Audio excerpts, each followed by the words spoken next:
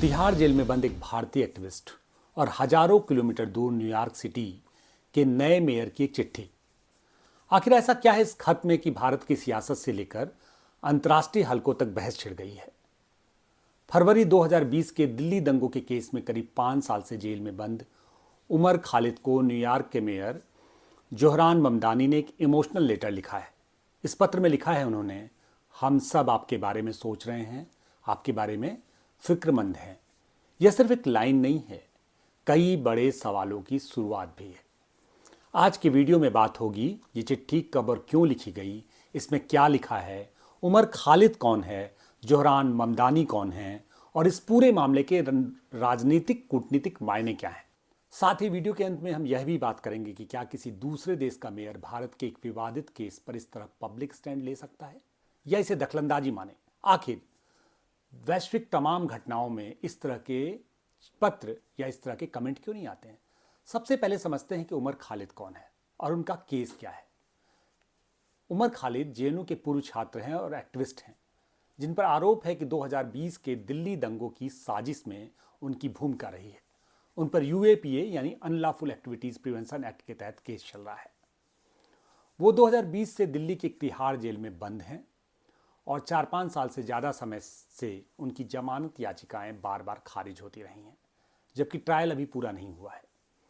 उनके समर्थक कहते हैं कि उमर ने लिंचिंग और नफरत के खिलाफ कैंपेन चलाया, लेकिन उन्हें राजनीतिक वजहों से निशाना बनाया गया, जबकि उनके विरोधी उन्हें दंगा साजिश का चेहरा बताते हैं और कहते हैं कि कानून अपना काम कर रहा है। अब आते हैं उस शख्स पर जिसने चिट्ठी लिखी है। जोहरान ममदानी कौन है? जोहरान भारतीय मूल के डेमोक्रेटिक सोशलिस्ट नेता हैं, जिन्होंने हाल ही में न्यूयॉर्क सिटी का मेयर का चुनाव जीता है। उनकी एक पहचान और भी ये भी है कि वो मीरा नायर प्रसिद्ध भारतीय फिल्म निर्माता के बेटे हैं। ममदानी न्यूयॉर्क सिटी के पहले मुस्लिम और भारतीय मूल के मेयर हैं और शहर के इतिहास के सबसे युवा मेयर्स में से एक माने जा रहे हैं। ममदानी के चुनाव जीतने में न्यूयॉर्क शहर की अपनी जो कमियां और खामियां हैं वो भी हैं। कहा जा रहा है कि न्यूयॉर्क इतना महंगा हो गया है कि वो सामान्य लोगों के रहने के लिए नहीं था। ममदानी ने ये प्रॉमिस किया कि वो न्यूयॉर्क को थोड़ा अफोर्डेबल बनाएंगे और ममदानी चुनाव जीत गए। दिलचस्प बात यह है कि ममदानी इससे पहले भी उमर खालिद पर बोल चुके हैं। 2023 में वे न्यूयॉर्क के एक इवेंट में हाउडी डेमोक्रेसी में उन्होंने स्टेज पर खड़े होकर उमर की जेल से लिखी चिट्ठी पढ़ी थी और उनकी लंबी हिरासत पर सवाल उठाए थे। उस वक्त उन्होंने पब्लिकली कहा था कि उमर खालिद 1000 से ज़्यादा दिनों से यूएपीए के तहत बिना ट्रायल के जेल में है और ये सिर्फ एक भारतीय केस नहीं बल्कि मानवाधिकार का मुद्दा है। अब बात करते हैं उस लेटर की जिसने इस पूरी कहानी को फिर से सुर्खियों में ला दिया है। रिपोर्ट्स के मुताबिक ये नोट दिसंबर 2025 में लिखा गया, जब उमर खालिद के माता पिता अमेरिकी दौरे पर थे। उमर की फैमिली अपनी बेटी की शादी से पहले अमेरिका गई थी, जहां उनकी मुलाकात जोहरान ममदानी से हुई और वहीं ममदानी ने हाथ से लिखा हुआ ये नोट उमर के माता पिता को दिया था, जिन्होंने बाद में से मीडिया को जारी किया। अब ये चिट्ठी पब्लिक हो गई है और इसके पीछे की वजह यह है कि जब 1 जनवरी 2026 को जोहरान ने न्यूयॉर्क मेयर के तौर पर शपथ ली और उसी दिन उमर की पार्टनर या मित्र कह सकते हैं बानो ज्योत्सना लाहिड़ी ने ट्विटर पर, अब जो एक्स है, इसकी फ़ोटो शेयर की और यहीं से ये वायरल हो गई। यहीं से सोशल मीडिया पर ये लाइन ट्रेंड करने लगी, हम सब आपके बारे में सोच रहे हैं, और भारतीय न्यूज रूम से लेकर इंटरनेशनल पोर्टल्स तक इस पर बहस शुरू हो गई। अगर चिट्ठी के कंटेंट की बात करें तो ममदानी ने इसे डियर उमर से शुरू करते हुए लिखा कि वो अक्सर उमर के उन शब्दों को याद करते हैं जहां उन्होंने कड़वाहट को खुद पर हावी ना होने देने की बात कही थी। उन्होंने उमर के माता पिता से मुलाकात को खुशी की बात बताते हुए लिखा कि न्यूयॉर्क से लेकर दुनिया के कई हिस्सों में लोग उनकी कैद और उनके संघर्ष के बारे में सोचते हैं, उनके साथ खड़े रहने की कोशिश कर रहे हैं। कई रिपोर्ट्स के अनुसार ममदानी ने उमर की लंबी हिरासत को लेकर चिंता जताई है और कहा है कि बिना सजा के इतने साल तक जेल में रहना या रखना किसी प्रशासन द्वारा न्यायिक प्रक्रिया और मानवाधिकार दोनों के लिए गंभीर सवाल खड़ा करता है। इसी के समानांतर 8 अमेरिकी सांसदों ने भी भारत के वाशिंगटन स्थित राजदूत को पत्र लिखकर उमर खालिद की लगातार हो रही हिरासत और ट्रायल में देरी पर अपना विरोध दर्ज कराया है। अब इसको इस पूरे मुद्दे पर कूटनीतिक एंगल के तौर पर देखा जा रहा है या देखा जा सकता है। यह मामला सिर्फ एक इमोशनल लेटर तक सीमित नहीं रहा है। भारत में कई राजनीतिक दलों और टीवी डिबेट्स में सवाल उठने लगे कि क्या न्यूयॉर्क के मेयर का इस तरह किसी भारतीय केस पर स्टैंड लेना इंटरनल मैटर में दखल है या इसे फ्रीडम और ह्यूमन राइट्स की आवाज माना जाना चाहिए। दूसरी तरफ उमर खालिद के समर्थक और कुछ अंतर्राष्ट्रीय मानवाधिकार ग्रुप्स इसे पॉलिटिकल प्रिजनर्स के लिए ग्लोबल सपोर्ट के रूप में पेश कर रहे हैं और कहते हैं कि जब घरेलू संस्थाओं पर सवाल उठ रहे हों तो दुनिया का ध्यान जाना जरूरी हो जाता है। यहां एक और लेयर है, उसको भी समझने की जरूरत है। आप समझिए इसको। जोहरान ममदानी खुद डेमोक्रेटिक सोशलिस्ट पॉलिटिक्स से आते हैं और अमेरिका में प्रोग्रेसिव कैंप के हिस्से माने जाते हैं, क्योंकि आपको मैंने बताया उनका थोड़ा इतिहास भी समझिए। मीरा नायर के बेटे हैं। मीरा नायर बहुत प्रगतिशील खेमे की हिस्सा माना जाती है।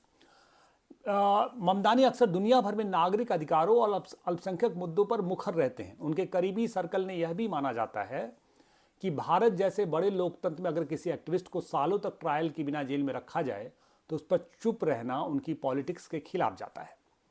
इसलिए वो बार बार उमर खालिद का नाम लेते रहे।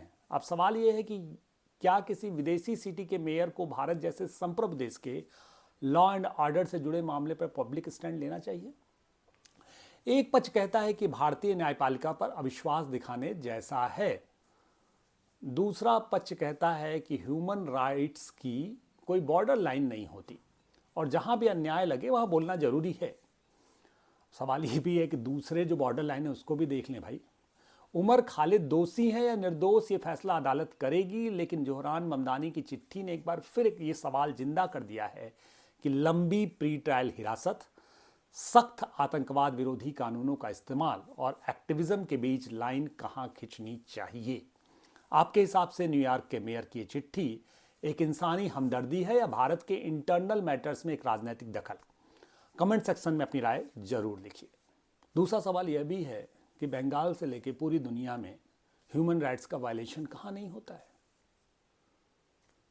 ये सेलेक्टिव ह्यूमन वायलेशन के प्रति जो नजरिया है उस पर भी बात होनी चाहिए।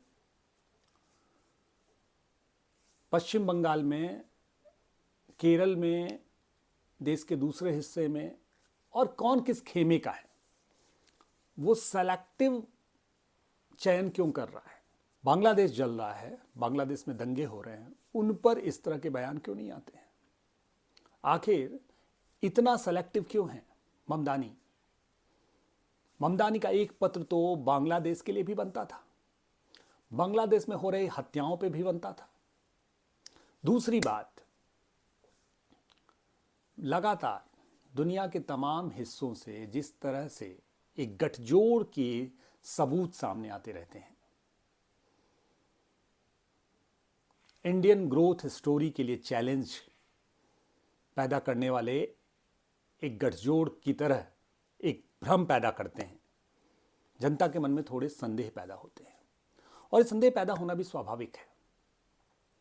तो ममदानी के इस पत्र के बाद जाहिर सी बात है लोगों के दिमाग में, दिल में तमाम तरह की बातें हैं।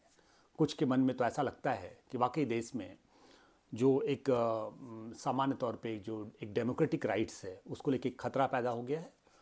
कुछ ये मानते हैं कि ये सब कुछ एक बड़ी कॉन्स्पिरेसी का हिस्सा है। अब सच क्या है? लेकिन एक बात स्पष्ट है कि भारत के आंतरिक मामलों में किसी को भी तीसरे को बोलने को, खासकर जो इस देश का नागरिक ना हो, उसका अधिकार नहीं बनता है। और अगर इस तरह बोला जाए तो यूएस से लेकर यूरोप का हाल क्या है ये किसी से छुपा हुआ नहीं है। पूरी दुनिया में क्या चल रहा है ये किसी से छुपा हुआ नहीं है। सामान्य तौर पे माइनॉरिटी की स्थिति हो चाहे दूसरे इश्यूज जो हों, उनकी उस मायने में तमाम देशों का हाल किसी कुछ बेहतर नहीं है। जहाँ तक भारत का सवाल है, भारत की सरकार को, भारत के जो डेमोक्रेटिक इंस्टीट्यूशंस हैं उनको अपने अंदर भी झांकना चाहिए कि क्या इस तरह के कड़े कानूनों के बल पे कहीं ऐसा तो नहीं है कि देश में कुछ ऐसे लोग जो वॉइस ऑफ डिसेंट बनने की कोशिश कर रहे हैं या बन सकते हैं। मैं ये नहीं कह रहा हूँ। ये वीडियो कतई उमर खालिद को हीरो बनाने के लिए नहीं है। ये वीडियो उमर खालिद के नायकत्व पे नहीं है। ये वीडियो इस बात पे है, दो एंगल है। एक तो ये कि हमारे घर के आंगन की बहस घर के बाहर क्यों हो रही है, और दूसरा, क्या कहीं हमारे किसी खामी की वजह से उमर खालिद जैसे दूसरे तमाम लोग जो जेलों में बंद हैं वो सिस्टम के अत्याचार का शिकार तो नहीं हो रहा है। और इसमें कोई संदेह नहीं, हमारा सिस्टम में प्रॉब्लम तो है। हो सकता है उमर खालिद दोषी हो। उमर खालिद दोषी हैं या नहीं ये तो जुडिशरी का मामला है। एक और मामला है, वो है मीडिया ट्रायल। हमारे यहाँ मीडिया बहुत जजमेंटल है, वो तुरंत जजमेंट कर देती है। ये भी एक खतरनाक बात है। कोई फैसला आए ना आए उसके पहले मीडिया के एक्सप्लेनेशन से एक तरह का जजमेंट हो जाता है। तो आज के कोजागरी किस्सा गोई में बस इतना ही। चैनल को सब्सक्राइब करिए, देखते रहिए कोजागरी।